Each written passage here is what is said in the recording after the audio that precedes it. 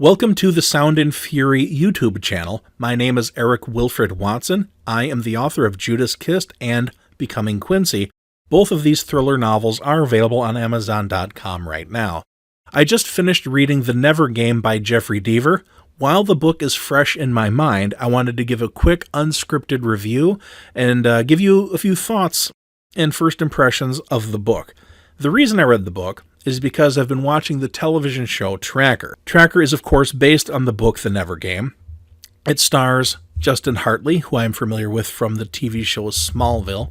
Justin Hartley is perfectly cast as Colter Shaw, who is a gentleman who makes his living in a rather unique way. He finds missing people for money, rewards. He's not a private investigator. He's not a cop. He just is very good at tracking people. He has a unique backstory where he has a lot of skills that he puts to use in the career of tracking down people. He's a unique character. He's very much a loner. He does have a company where people give him some behind-the-scenes help, but largely it's just him driving around the country in a camper, and he takes the jobs as they come. He only accepts the rewards if he finds the person alive. Unique story, unique premise for a television show. I like the mystery of the week. Each week there's a new missing person to find, and the circumstances change from episode to episode. So I wanted to go back and look at the source material. I wanted to go back and see if the book was similar to the show, what the differences were, what the similarities were. I liked the premise of the show enough where I thought I really ought to check out the novel, especially because Jeffery Deaver is a very well-established writer who I've been meaning to get to for quite some time.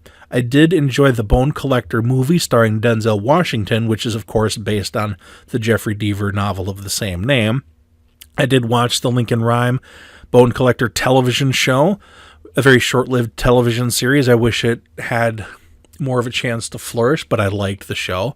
So I've really been meaning to check out Jeffery Deaver's work, and because The Never Game is a new series, there's only a few novels out in the series, it's only been around for a few years, it's very accessible. If we haven't read it already, I would highly recommend the book. I did enjoy the book quite a bit. Very similar to the show, he accepts rewards to find missing persons, so that's the same. What's different is in the book he drives an RV, whereas in the show he has a camper hauled behind a pickup truck, but whatever, that's not a huge difference. The core of the character is the same, and now that I've read the book, I can say Justin Hartley was perfectly cast as Colter Shaw, in my opinion. It's not the casting nightmare that Tom Cruise was playing Jack Reacher, which they've subsequently corrected with Alan Ritchson. I think they got the Colter Shaw actor right from the get-go. So kudos to whoever decided to put him in that role. The book is quite strong, although I do have a few nitpicks, but overall I highly recommend the book. I'm not going to give away too many spoilers here, but generally everybody who picks up the book is probably already going to know that the guy accepts rewards for finding missing persons, so that's not a spoiler. In this case, the father insists that his daughter has not just run away or gone off on her own, that she was the victim of foul play. The police don't take the case seriously, and when Colter Shaw actually decides to investigate, he goes to the police, gives them his thoughts, and the police basically ignore him. Now, I would have preferred that the people who disrespect Colter Shaw in the book sort of get their comeuppance at one point or another, but they really don't.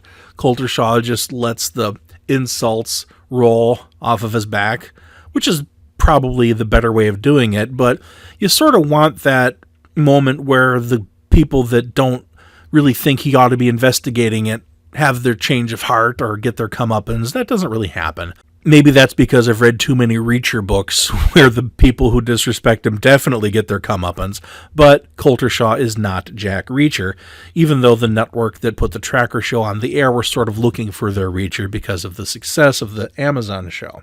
I would have preferred that the entire book focus around a single missing person, very much like the television show does each week, but maybe that's my own bias having just finished watching all of the episodes that are currently available. The book does a very good job of establishing the mystery. It does a very good job of you experiencing Colter Shaw's thoughts as he narrows down possibilities. He assigns percentages to things. There's a 10% chance of this, a 20% chance of that, and he goes for the most likely thing first and works his way backwards from there. Very methodical, very logical. It's a very interesting character to read about.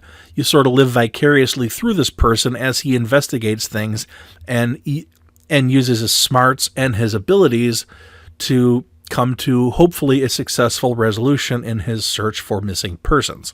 Downside of the book, it sets up too much for future installments. It's almost like the first book was written as an advertisement for subsequent books in a long series. Now, that's fine if you want to establish a series, but there are just too many threads that are unresolved that are obviously just things that you have to be patient and wait for to be resolved in future installments. I don't like that. I'm fine with a long series of books, but when you get to a point where you're spending so much time talking about things that won't be resolved in this book, it doesn't really lead to a satisfying conclusion when you finish reading that book. There's even a point in which a bad guy with a gun is telling Colter Shaw not to pursue something that doesn't get resolved in the first book. That is too much of a James Bond sort of cliche where bad guy explains the plot and then leaves good guy alive, especially when it isn't even resolved in that particular story. I also didn't like the video game aspect of the book, and what I mean by that is the bad guy in the book is recreating levels from a video game and putting his victims through it to see if they can survive. That's fine. That's a good story point. What drags the book are lengthy descriptions of playing video games that don't actually exist. Now, I understand watching people play games is quite popular. There's many YouTube channels that discuss this. There are people who make a living on Twitch and other platforms where people watch them play video games. That's fine, but I don't really know how many people enjoy reading about people playing video games, let alone games that don't exist. The book spends just a little bit too much time describing fictional video games and how they're played. It makes sense that we have to tell us some about the story because the villain is using a video game as the premise for the crimes that this villain is committing. But it just goes on for too long. It sort of reminds me of Stephen King's Cujo, where there is an extended sequence where Stephen King is talking about breakfast cereals that don't exist, which just is unnecessary and takes way too long. This book spends too much time on video games, and I'm spending too much time talking about the video games, so I'm going to stop. The main story, the thread of the villain who kidnaps people, quite good. It's very well written. Jeffery Deaver is obviously a very talented writer. He's written many books over many years. Bottom line, good book, few minor nitpicks, but it is extremely well written and it pulls you along. It's very much a page turner. Very suspenseful. Well, more than suspenseful, it's very engaging. You want to know what happens next. And I can't think of a better compliment to a thriller writer than that. So check it out. I highly recommend The Never Game. I do plan on reading subsequent novels in this series. If you want to check out my novels, Judas Kissed and Becoming Quincy, those thrillers are available on Amazon.com right now. Please hit the like and subscribe button, and you'll hear more book reviews in the future.